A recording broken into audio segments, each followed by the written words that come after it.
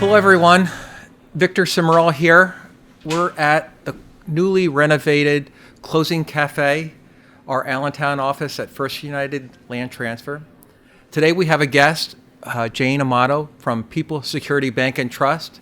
She's going to talk about the Payroll Protection Program and how it can help realtors. So Jane, welcome. Thanks for taking time. Thanks for having me. I appreciate it, Victor. Tell us, first of all, your role at the company, at the bank, how long you've been there, what your role is. Sure. So I've actually been in banking since 1998.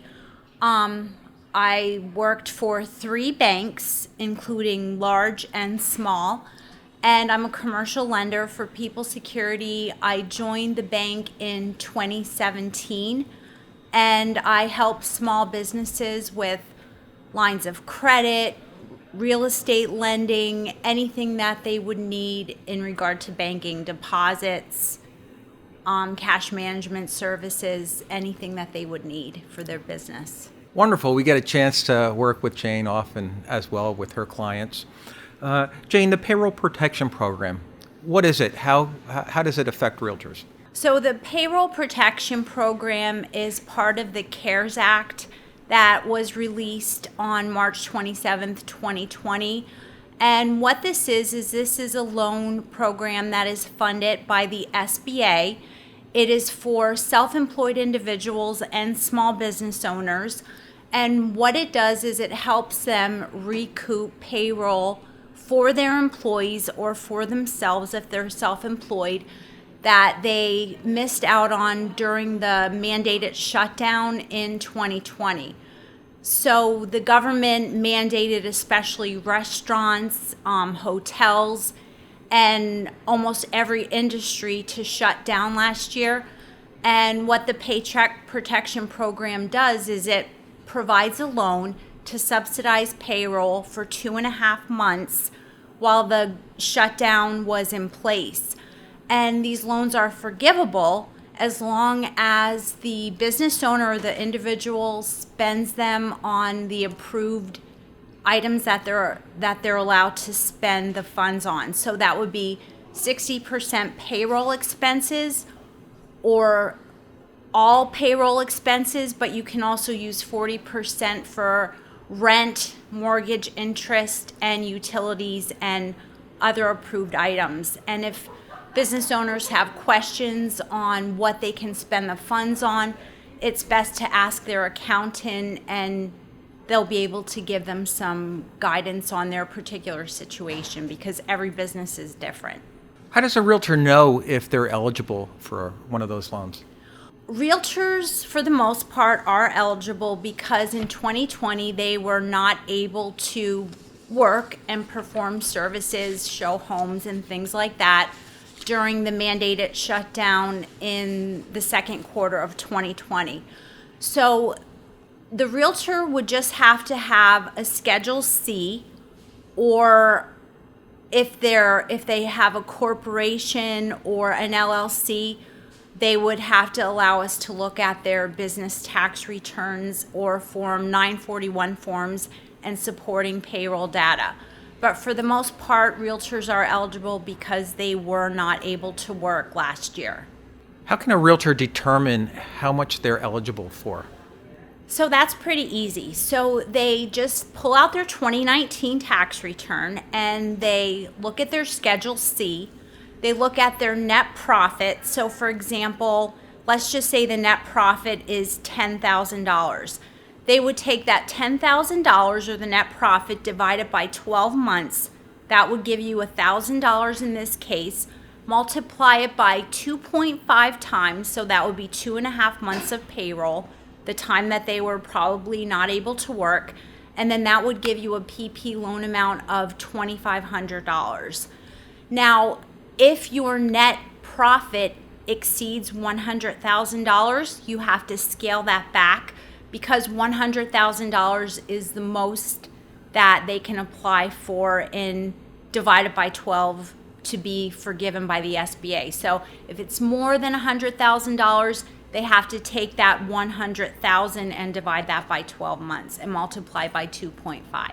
Aside from the Schedule C on their tax returns, What else is required for them to apply for the loan? So they would just have to submit an SBA loan application, and then they would have a Form 2483. That's another form that they would fill out online. And they would have to supply us with their Schedule C and a copy of a current driver's license for identification. And that's pretty much it. Talk a little bit about the forgiveness aspect of the loan. So the easiest way to be forgiven is to open a separate PPP payroll account and deposit the PPP funds into this account or into an account that you have. I mean, it could be at any bank that you use to pay yourself or for paying bills. So you just have to keep track of that deposit from the PPP loan proceeds and be able to show that you use these funds to pay yourself. And for self-employed real estate agents, it's so easy because they really only pay themselves. They don't necessarily have payroll expenses or pay rent or anything like that. So it's very easy. And like I said, they can go to their accountants or attorneys or anybody that advises them financially if they want any specific information to their own business. Okay, most importantly, how can a realtor get a hold of you and apply for this loan? So it's very easy. We have the ability for anybody to apply on our website. We are taking PPP loan applications for even non-customers, and we're sending them bank checks so they can deposit the funds into their own bank, or we'll be happy to open a separate PPP here at People Security. So you could just go to our website. It's www.psbt.com. There's a big red banner across the top that talks about the coronavirus relief, and you click on that, and then there will be a little button that you click to apply here, and it'll take you to our Abrigo software where you could just put in your application. It's so easy. Upload your documents and submit your application. You just have to make sure that you e-sign the application and the Form 2483. We have a support group that an applicant can call anytime. The number is 888-868-3858. You can email us at pppsupportgroup@psbt.com. We also have a ton of resources and tools on our website, so you could find out more about the Paycheck Protection Program.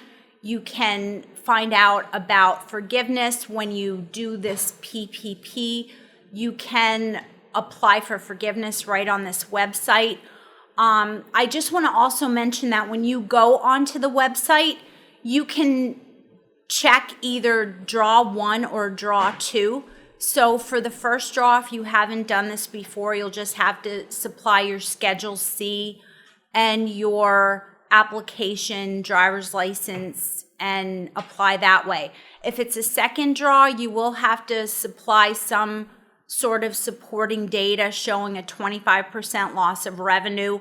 And the easiest way to do that is just to create spreadsheets and show your revenue from, for example, Q2 in 2019 versus your revenue in Q2 2020, just showing a 25% loss of revenue if you had one, just to support the eligibility to take the second draw. So you can apply for draw 1 or draw 2, whichever you're in need of. Jane, thanks so much for coming in, taking time to provide this valuable resource to the real estate community. And now I'm ready for my hazelnut cappuccino. What's your drink, Jane? Margaritas, but not until 5 o'clock. I love coffee too, so I'll have one with you. Thanks again, everyone. Take care.